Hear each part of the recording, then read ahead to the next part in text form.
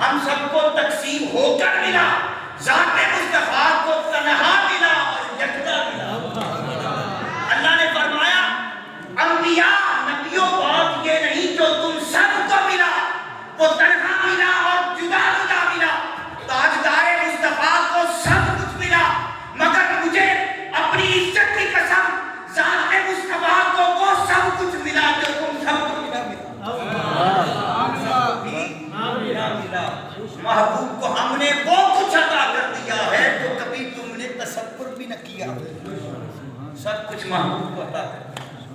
سب کچھ محبوب کو عطا کر دیا۔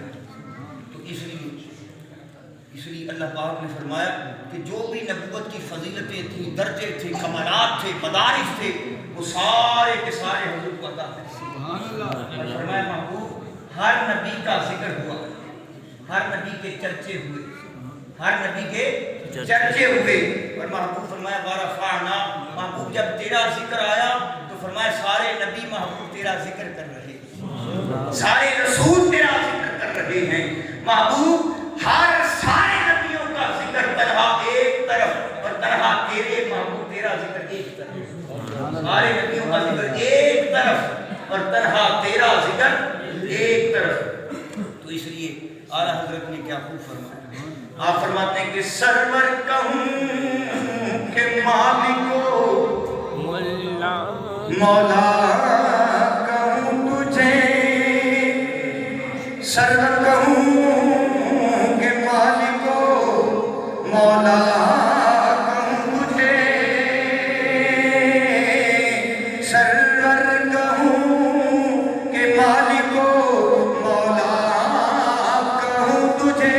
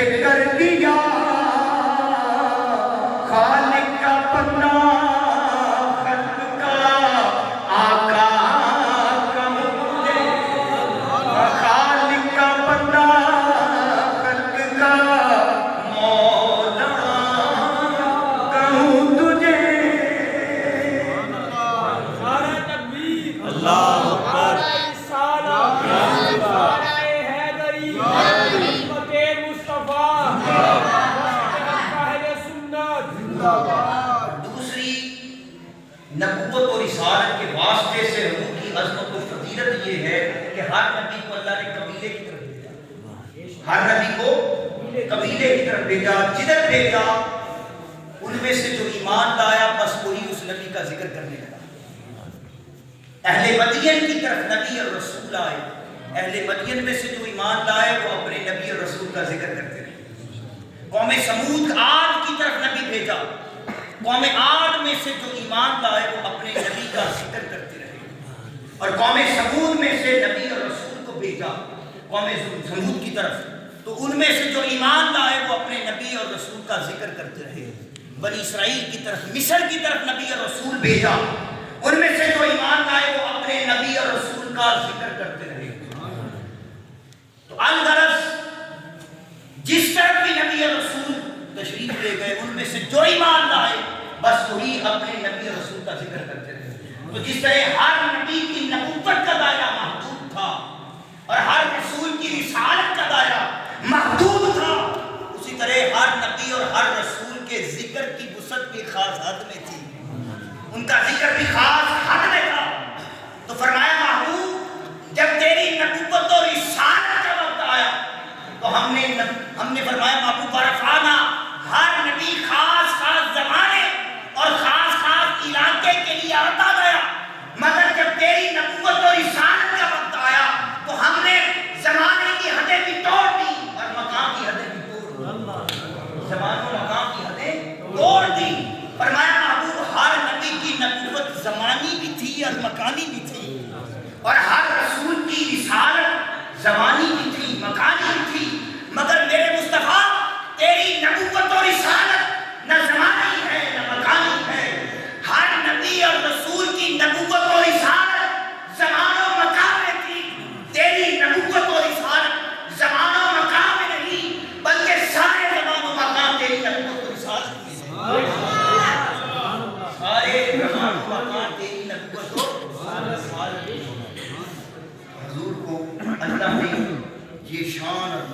عطا کر دیا کہ سارے زمانے اور سارے زمانے اور سارے علاقے اٹھا کر حضور کے قدموں میں رکھ دیے، حضور کے قدموں میں رکھ دیے۔ اس لیے اعلیٰ حضرت فرماتے ہیں کہ بخدا خدا کا یہی ہے در اور نہیں اور کوئی، ہم افر مگر بخدا خدا کا یہی ہے در نہیں اور کوئی، مفر مگر جو وہاں سے ہو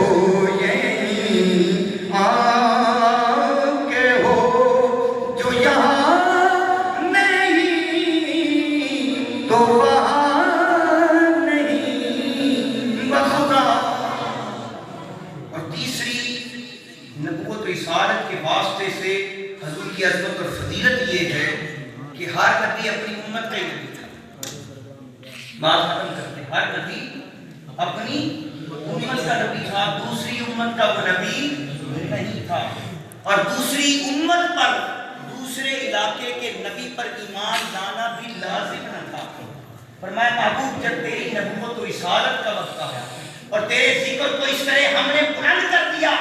کہ ہر نبی فقط اپنے امت کا نبی تھا اور تجھے ہم نے سارے نبیوں کا نبی بنا دیا اور سب رسولوں کا رسول بنا دیا ہے۔ میرے پیارے، ہر نبی نبی الامم تھا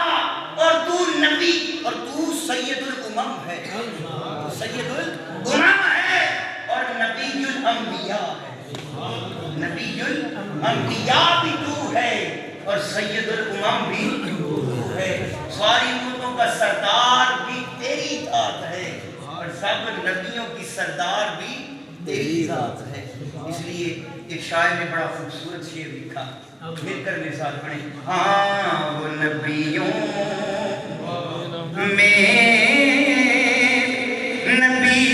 ایسے امام الانبیاء ٹھہرے، وہ نبیوں میں نبی ایسے امام الانبیاء ٹھہرے،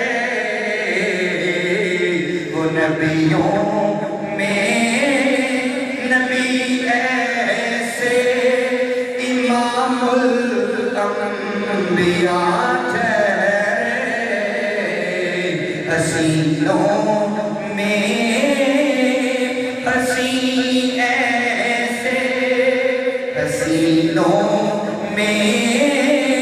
حسین ایسے کہ محبوب خدا ٹھہرے، حسینوں میں حسین ایسے، مل کر پڑھے، حسینوں میں حسین ایسے، حسینوں میں حسین ایسے کہ محبوب خدا ٹھہرے،